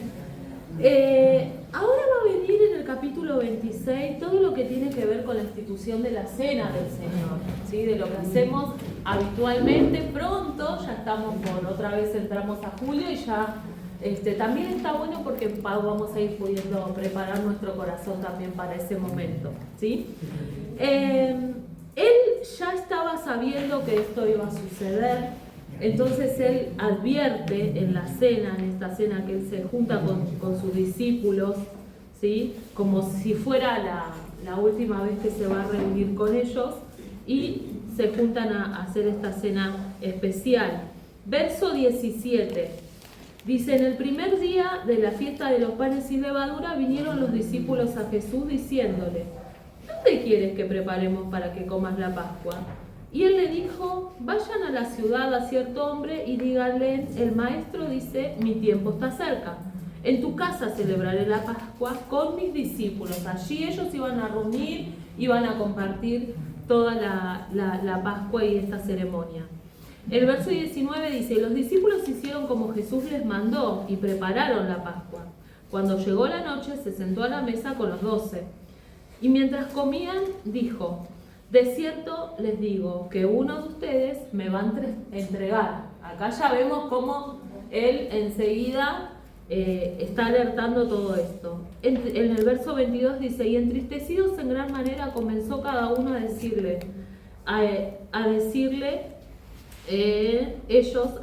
¿soy yo, Señor? Entonces él respondiendo dijo, el que mete la mano conmigo en el plato, ese me va a entregar. A la verdad, el Hijo del Hombre va, según está escrito de él. Mas hay de aquel hombre por quien el Hijo del Hombre es entregado. Bueno le fuera a ese hombre no haber nacido. Entonces respondiendo Judas, el que le entregaba, dijo: ¿Soy yo, maestro? Le dijo: tú lo has dicho. Y mientras comían, tomó Jesús el pan y bendijo y lo partió y dio a sus discípulos y dijo: toman, coman, esto es mi cuerpo. Y tomando la copa y habiendo dado gracias, les dio, diciendo: beban de ella todos, porque esto es mi sangre del nuevo pacto, que por muchos es derramada para la remisión de los pecados. Y les digo que desde ahora no beberé más de este fruto de la vid hasta aquel día en que lo beba nuevo con ustedes en el reino de mi Padre. Acá él va a reunirse con sus discípulos, van a celebrar la Pascua, van a compartir el pan, van a compartir el vino. Si nos volvemos atrás en el Antiguo Testamento, donde ellos celebraron la Pascua y se dio esta orden de celebrarla, ahora ellos lo estaban realizando y esto iba a ser algo especial porque esta iba a ser la última vez que él iba a compartir con sus discípulos. Y yo siempre me imagino esto, me imagino esa mesa, me imagino a Jesús, me imagino esa preparación y me imagino en el corazón de él, sabiendo que alguien lo iba a traicionar, sabiendo que alguien de su círculo íntimo lo iba a entregar. Aún así él no tuvo problema de sentarse y compartir con ellos este momento tan especial, este momento tan sublime, ¿no? Y aquí es donde vemos dónde comienza esta enseñanza de la cena del Señor, ¿sí? Él estaba de alguna manera mostrando a través de este pancito que compartía con ellos que su cuerpo iba a ser entregado en la cruz del Calvario para ser molido, para ser golpeado, y su sangre iba a ser derramada para perdón de pecados, ¿sí? Él de alguna forma lo estaba mostrando, lo estaba enseñando y también estaba como delatando, y ahora viendo el corazón también de Judas, ¿no? Como sabiendo que él lo iba a hacer. Qué atrevimiento de decir: ¿soy yo, maestro? Sí, adelante, no hay problema. Muy bien. ¿Soy yo? Aún así, sí, tú lo has dicho. Y no lo rajó, no lo echó, no lo expulsó de la mesa, no lo agredió. Se sentó con él y compartió. Porque ese era el corazón de él. Era ese corazón de amor, era ese corazón de perdón, era ese corazón de compasión, ¿sí? Eso era lo que él estaba demostrando en ese tiempo, ¿sí? Y no solamente constante con eso, ahora también va a anunciar que Pedro lo va a negar. Que Pedro lo va a negar, y no lo va a negar una vez. Pedro lo va a negar, conocemos la historia, 3 veces lo va a negar al Señor Jesús, ¿sí? Esto también de alguna manera también nos va a dejar una enseñanza a cada uno de nosotros. Capítulo 26, versos del 33 al 35. Dice: respondiendo Pedro le dijo: aunque todos se escandalicen de ti, yo nunca me escandalizaré. Pedro, haciéndose el supremo ahí. Jesús le dijo: de cierto te digo que esta noche antes de que cante el gallo, me negarás 3 veces. Pedro le dijo: aunque me sea necesario morir contigo, no te negaré. Y todos los discípulos dijeron lo mismo. Acá es como que se puso ahí al frente y él dice: no, Señor, yo si tengo que morir por vos, muero. Y Jesús hace este anuncio y vamos a ver a un Pedro que de alguna manera dijo sí, sí, sí, y después vamos a ver que no sucedió así de esa situación. Que todas las palabras que Jesús estaba anunciando, como lo que dijo de Judas y como lo que dijo de Pedro, también eso se iba a cumplir. Después vamos a ver que va a venir la oración de Jesús en el huerto de Getsemaní. Vamos a ver que Él está en agonía, vamos a ver que Él está triste, vamos a ver que Él pide que sus discípulos lo acompañen en oración en este momento. Y 3 veces le pide que lo acompañen, que oren. Y cuando Él viene, y los ve, los encuentra durmiendo. Tal vez ese sueño era un sueño por dolor, era un sueño por tristeza, era un sueño porque no podían. Él les estaba pidiendo que velen, porque la carne era débil, que el espíritu estaba dispuesto, pero la carne era débil, que lo acompañen en este proceso de oración. Sin embargo, ellos no pudieron. Fíjense que Pedro le dijo, si tengo que morir, ¿cómo muero? Y todos dijeron sí. Dice, todos los discípulos dijeron lo mismo, no te vamos a negar. Pero Jesús no les estaba pidiendo nada, solamente les estaba pidiendo, oren, pidan al Padre. Y él dice, Padre, si es por mí, pasa de mí esta copa. Yo no quiero beber esta copa, yo no quiero pasar por este sufrimiento, no quiero pasar por esta agonía. Si es por mí, que pase. Pero si es tu voluntad que esto suceda, bueno, que se haga como vos quieras. Yo voy a obedecerte, yo voy a hacer tu voluntad. ¿Cuántas veces no queremos pasar por momentos difíciles? ¿Cuántas veces, si es por nosotros, que eso pase de largo? Sin embargo, la voluntad de Dios es lo mejor para nosotros. Dice que la voluntad de Dios es perfecta, es agradable, es la que nos conviene a nosotros recibir. Y Jesús estaba ahí, clamando al Padre que por favor pase de largo, pero que se haga su voluntad, pidiendo a sus discípulos que velen, que oren. Por favor, oren. ¿Cuántas veces a veces nos piden oración? ¿Vieron los grupos? Es común. Ore por esto, ora por el otro. Oremos, hermanos, cuando nos piden oración. Porque el otro va a sentir esa oración. Y porque nosotros vamos a estar ahí acompañándolo. Y si no lo hago y solamente digo, bueno, sí, voy a estar orando y no lo hago, voy a estar en falta. Deje todo lo que está haciendo y tómese 5 minutos para orar por esa petición que pidieron en un grupo. Porque de esa manera vamos a estar cumpliendo algo que Jesús también pidió. Oren por mí, velen por mí. Estoy angustiado, estoy triste, estoy acá en agonía, estoy por pasar el peor momento de mi vida. Y necesitaba ese acompañamiento. ¿Cuántas veces nuestros líderes, nuestros pastores necesitan ese acompañamiento de oración? Aunque no lo pidan, pero lo necesitan. Nosotros debemos estar ahí. Hoy creo que Dios nos está llamando a todos a la oración, a ese compromiso, a ese oro por vos, a ese ponerme en el lugar del otro. Porque muchas veces nosotros necesitamos esa oración y queremos que otros oren por nosotros y que eso pueda llevarse a cabo, ¿no? Entonces, bueno, Él les estaba diciendo este acompañamiento. Miren qué tristes las palabras de Jesús al final, en el verso 46. Estamos en el capítulo 26, por las dudas. 26:46 dice, entonces vino a sus discípulos y les dijo, duerman ya y descansen. He aquí ha llegado la hora y el Hijo del Hombre es entregado de manos de pecadores.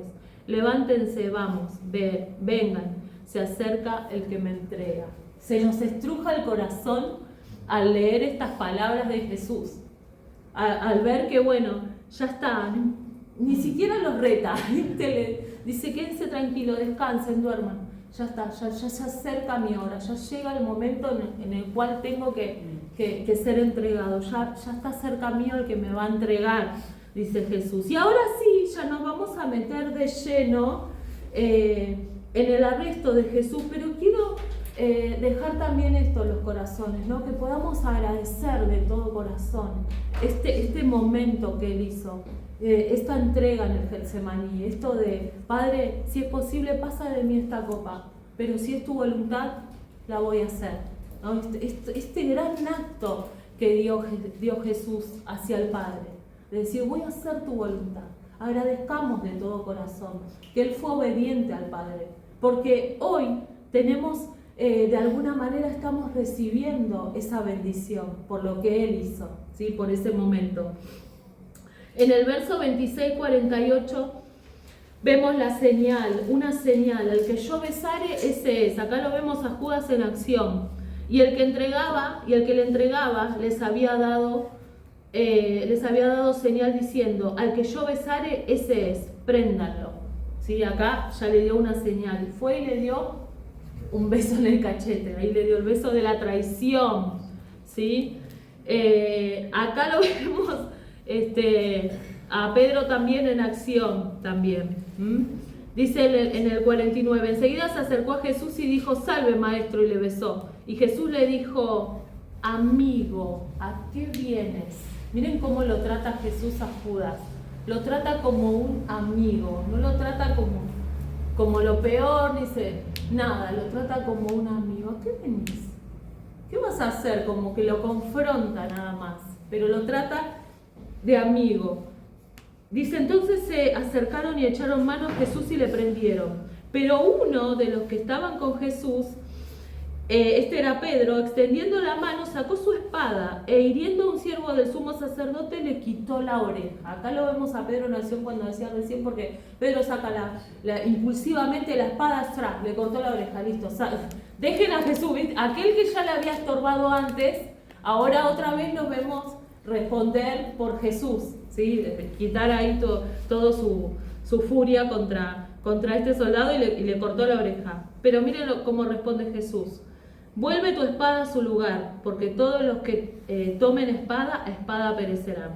53. ¿Acaso piensas que no puedo que no puedo ahora orar a mi Padre y que Él no me daría más de 12 legiones de ángeles? ¿Saben cuántas personas son, cuántos soldados tiene una legión? Equivale a una legión a 6.000 soldados. Imagínense que si él le pedía 12, multipliquen. Él dice, yo puedo orar a mi Padre y pueden venir millones de soldados a defenderme, de ángeles a defenderme. O sea, no hace falta que saques la espada, no hace falta que reacciones de esa manera, ¿sí? Pero dice, ¿cómo entonces ¿cómo entonces se cumplirán las escrituras de que es necesario que así se haga?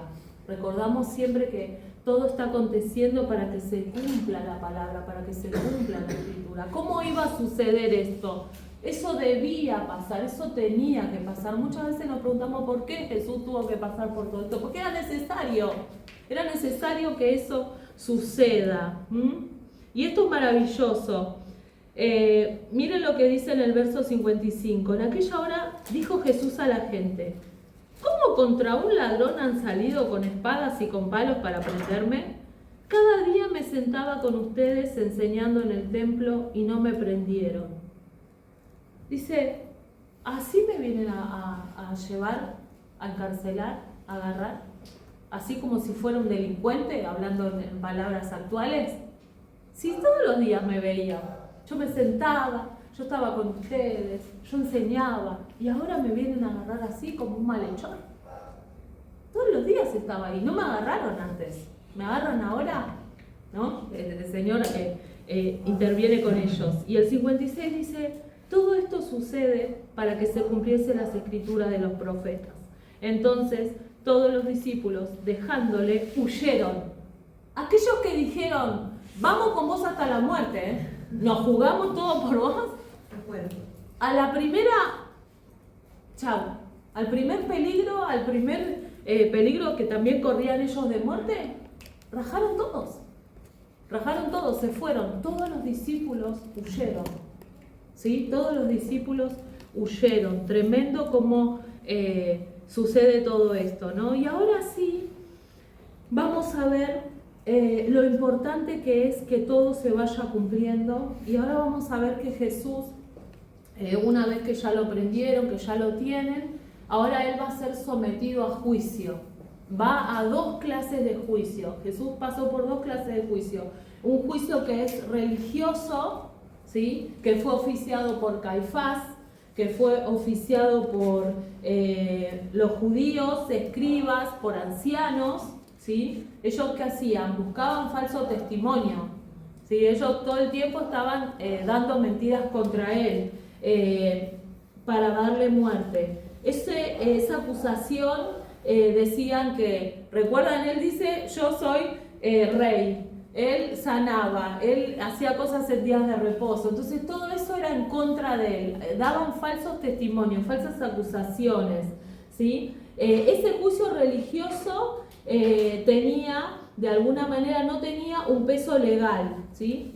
Y ellos mismos estaban quebrantando sus leyes, porque recuerden que él antes de la Pascua se reunió con sus discípulos y ahora ya estaban ahí en ese día y no podían hacer nada en tiempos de Pascua. Sin embargo, ellos mismos estaban quebrantando sus leyes y lo estaban haciendo, ¿sí? Hicieron todo lo contrario. Se reunieron de noche, se reunieron en esa fiesta judía y sobornaban a todos los judíos que estaban alrededor de ellos. Y no se podía emitir en ese momento un juicio de muerte porque también era de noche, así que no lo podían hacer, ¿sí?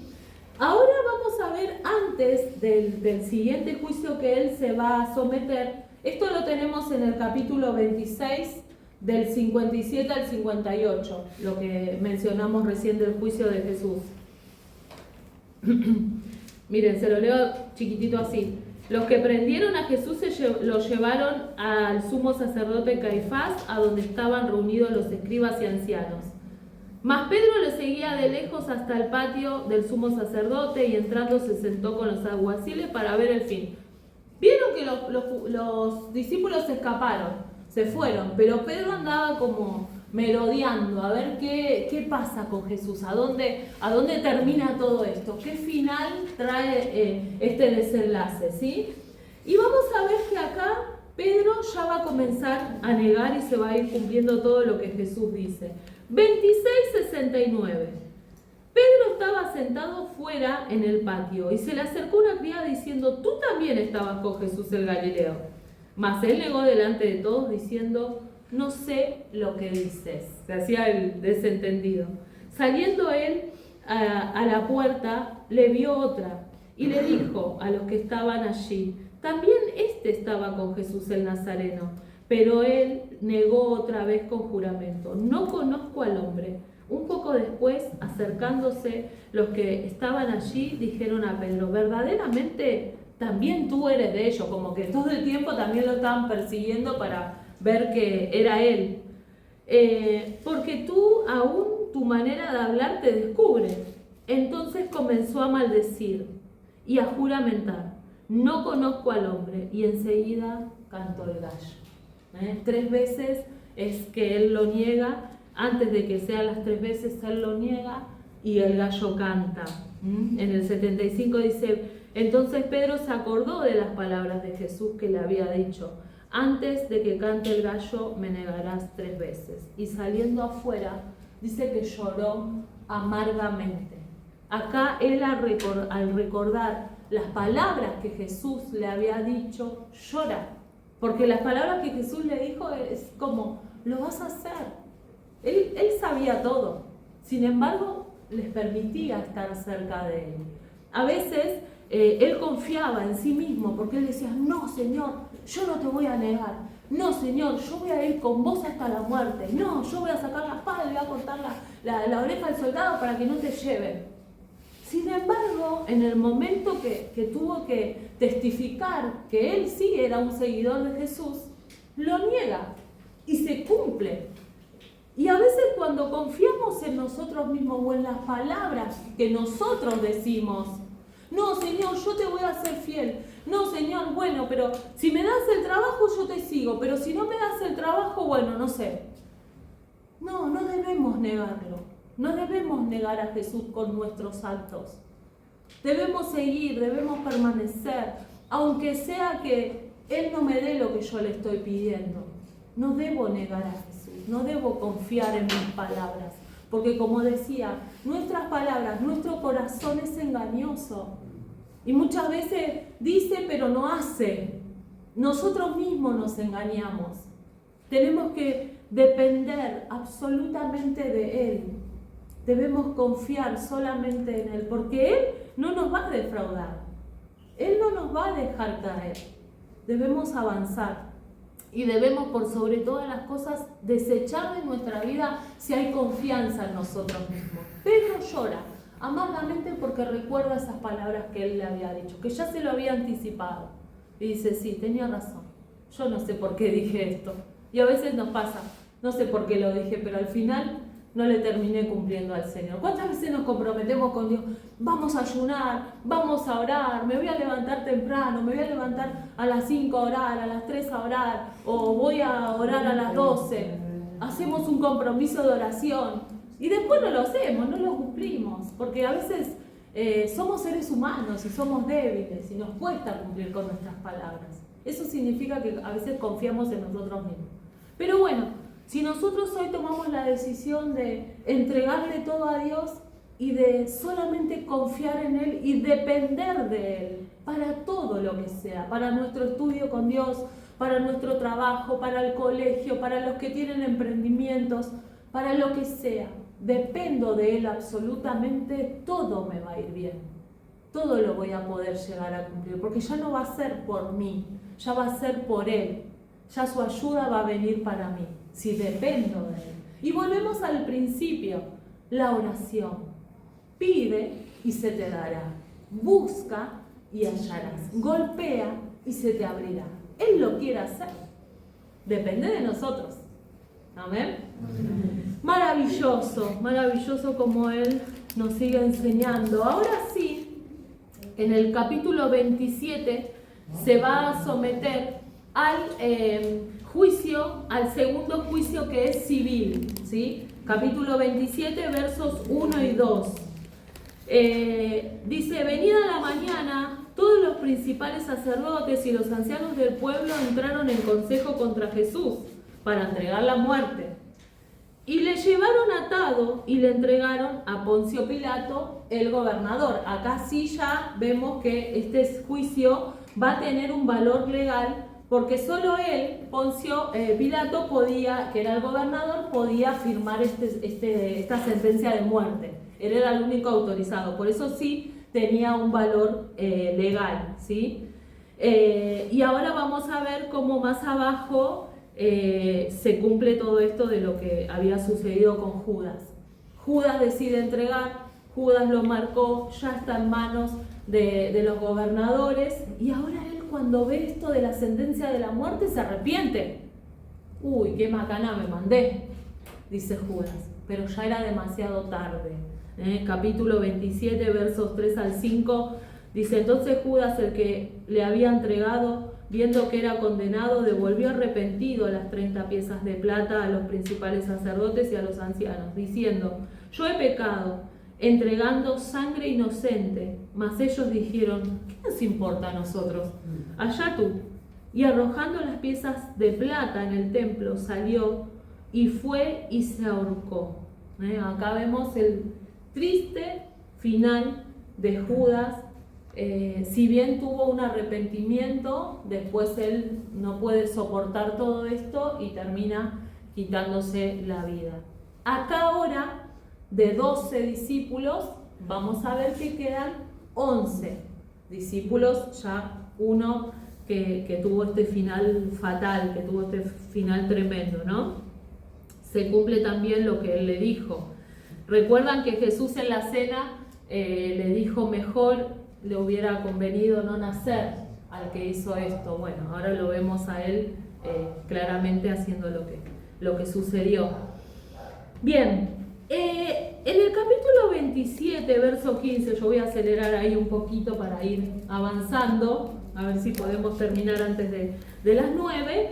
Ya está la sentencia de muerte, ya está Jesús ahí, y siempre en Pascuas, cuando se celebraba Pascuas, se soltaba un preso judío, ¿sí? Entonces allí, junto a Jesús, también estaba alguien que se llamaba Barrabás, a quien también se lo estaba juzgando. Iban a elegir entre ellos dos, Jesús o Barrabás, a quien le darían, como decir, le perdonarían la vida, ¿sí?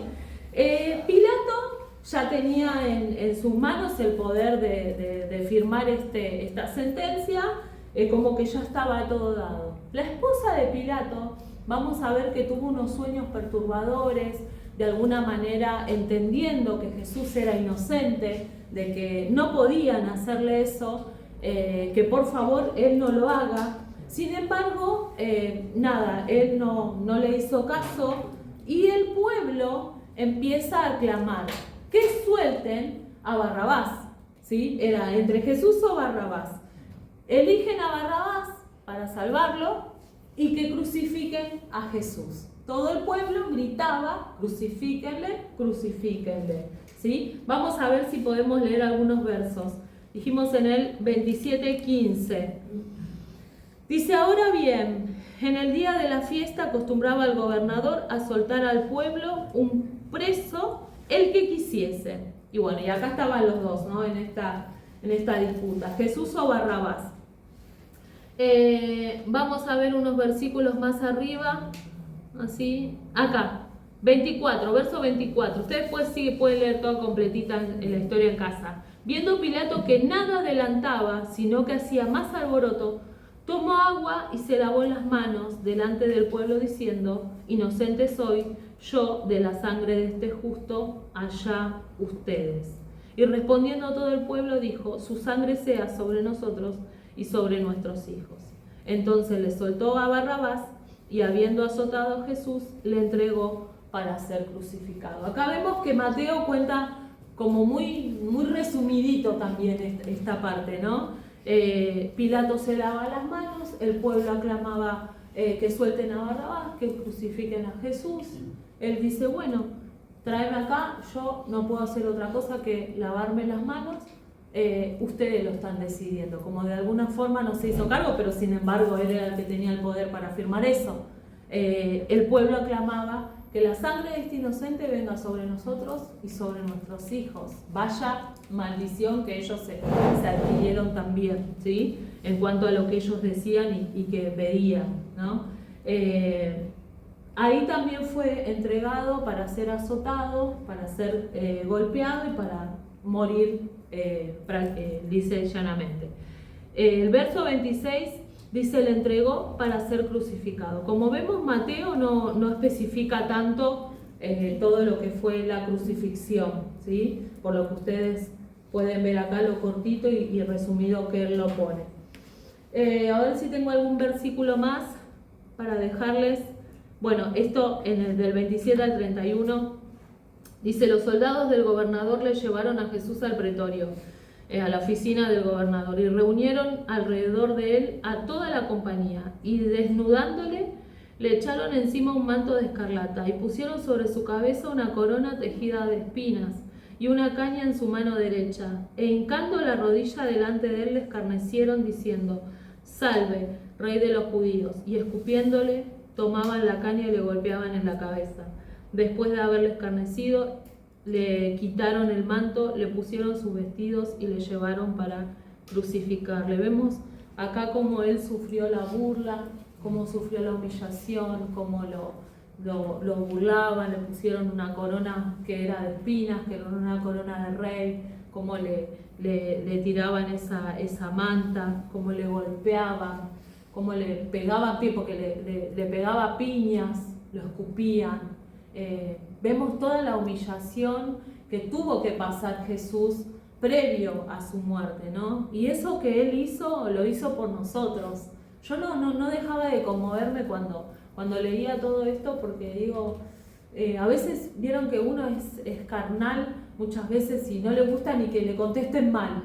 Y acá él, por ejemplo, le pegaban, le golpeaban, le escupían, le hacían burla. Y él no decía nada. Y él lo soportó, y él lo aguantó, lo hizo por mí. Lo hizo por mí, lo hizo por vos, lo hizo por cada uno de los que estamos acá, lo hizo por el mundo entero. Lo hizo por amor, que es lo que encierra todo, ¿no? Lo que hablamos al principio, por amor, que hoy por hoy en el mundo nadie se la juega por amar así, de esta manera. Sin embargo, él lo hizo y nos lleva más a valorar la sangre de Cristo, nos lleva a valorar más el sacrificio de Jesús en la cruz, nos lleva más cuando nos estamos aproximando a la Santa Cena a poder nosotros valorar más ese acto, qué es lo que sucedió en ese momento, como que nos lleva a conmovernos y también no tomarlo a la ligera, a prepararnos, a preparar nuestro corazón, a perdonar, a poder pedir perdón, a poder realmente vivir ese momento. no como algo, como hablamos la semana pasada, que sea emocional, sino como algo realmente. Lo hizo por mí, vivió todo esto por mí, y tal vez son enseñanzas que siempre están escritas acá, pero que nunca llegamos siempre a desglosarla y a tocarla y a recordarla. Y bueno, y este es el momento que Dios permite que nosotros podamos adentrarnos un poquito más en esto. ¿Para qué? Para que tengamos siempre presente ese sacrificio que Él hizo por nosotros. Y ser perdonadores también, porque muchas veces nos quedamos ahí con que, bueno, sí, está todo bien, pero hasta ahí nomás. Pero no, poder darlo todo, entregarlo todo, perdonarlo todo. Si Él lo hizo por mí, ¿por qué yo no por el otro? Y ahí cambia toda la historia de nuestra vida, en el sentido de que puedo dar perdón, puedo dar amor, puedo dar lo que sea por el otro, no me importa, puedo poner la otra mejilla, puedo dejarme, no sé, si me rechazan o lo que sea, porque a Él también lo han rechazado, puedo ponerme en ese lugar. ¿Por qué no? Porque yo no puedo pasar por eso, ¿sí? Y es maravilloso poder recordar lo que Él hizo, ¿sí? Bien.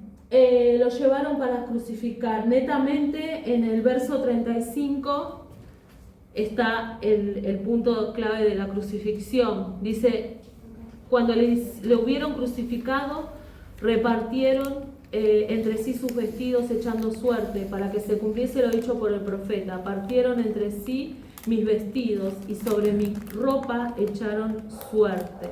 ¿Sí? Acá también vemos cómo describe también, lo crucificaron de una forma simple, de una forma que no es tan emotiva, tan emocional, ¿sí? Quiero ver si puedo enseñarles algunas cositas más. Le dieron a beber vinagre con hiel a él en el verso 34. Vamos un poquito arriba. Le dieron a beber vinagre mezclado con hiel, pero después de haberlo probado no quiso beberlo. El vinagre con hiel era como un narcótico, como un brebaje que se les daba para amortiguar los dolores, ¿sí? Pero él, cuando se dio cuenta de lo que era, no lo quiso tomar, porque no quería calmar nada. Él quería sufrir todo eso que estaba sufriendo, padeciendo. No quería alivianar ninguna de la carga que estaba él viviendo, ¿sí? Se negó a tomarlo. Era necesario cargar ese peso del pecado, a pesar de sufrir todo ese dolor, ¿sí? Sin poder aliviarlo. Vieron que acá leímos que se cumplía la escritura cuando repartieron sus vestidos entre sí. Les dejo el salmo para que ustedes lo puedan leer. Salmo 22, 18. Ahí vemos al salmista anunciar esto. También, a ver si lo encuentro rápido, lo leo. Salmo 22, sí. Salmo 22, 18. 22, 18 dice: repartieron entre sí mis vestidos y sobre mi ropa echaron suertes. Acá tenemos esto que ha sucedió para que se cumpliese lo que decía la escritura, ¿sí? Bien. A ver si tengo algo más. Los soldados estaban allí sentados y lo guardaban, estaban como ahí atentos a él, que no pase nada, estaban ahí. Si hubieran sabido los soldados quién realmente era él, yo creo que se hubieran postrado, que lo hubieran adorado, que se hubieran rendido a él. Pero obviamente con sus velos que tenían en sus ojos no lo podían ver. Y tenía un título en el verso 37, sobre su cabeza, su causa escrita: este es Jesús, el Rey de los judíos, ¿sí? Entonces crucificaron con él a dos ladrones, uno a la derecha y otro a la izquierda. Conocemos la historia de aquel que le pidió misericordia a él y del otro que dijo, si sos Jesús, si sos Dios, salvate, ¿no? Como que vemos esa diferencia también. Vemos que en el último momento Dios siempre nos da una oportunidad, ¿sí? Porque había dos malhechores más colgados con él. Uno lo burló, el otro le pidió misericordia y se la otorgó. Esta noche estarás conmigo en el paraíso, le dijo él. Dios siempre nos da una oportunidad, siempre nos da una oportunidad, nunca nos va a dejar. Si existe un corazón arrepentido, Él nos da esa oportunidad. de poder revertir esa situación, ¿sí? Yo tengo un montón para darles más, pero no, ya estoy con el tiempo justo. Los cuatro evangelios dijeron distintos títulos, ¿sí? Por ejemplo, Mateo dijo, este es Jesús el Rey de los Judíos, ¿sí? 27:27. Marcos 15:26 dice el Rey de los Judíos, ¿sí? En su título.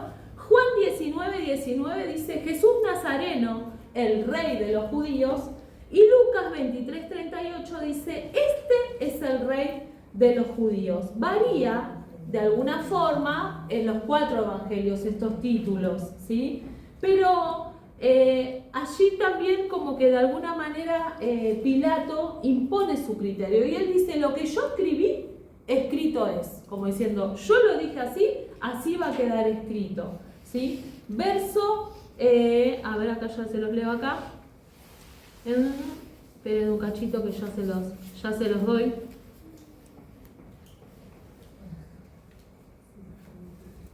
Espérate, 27:38. Entonces crucificaron con él a dos ladrones, uno a la derecha y otro a la izquierda. Y acá está la escritura de Poncio Pilato. Alguien que me busque Juan 19:19. Sí, dale. Escribió también Pilato un título que puso sobre la cruz, el cual decía Jesús Nazareno, Rey de los Judíos. Muy bien, y hasta el 22, por favor. Y muchos de los judíos leyeron este título porque el lugar donde Jesús fue crucificado estaba cerca de la ciudad. Y el título estaba escrito en hebreo, en griego y en latín. Dijeron a Pilato los principales sacerdotes de los judíos, no escribas, rey de los judíos, sino que él dijo, soy rey de los judíos. El 22 dice, respondió Pilato, lo que he escrito, he escrito. Claro, porque ellos querían que ponga, soy rey de los judíos, lo que Jesús decía. Sin embargo, ahora, escrito en diferentes idiomas, todos decían lo mismo, que Jesús era el rey de los judíos.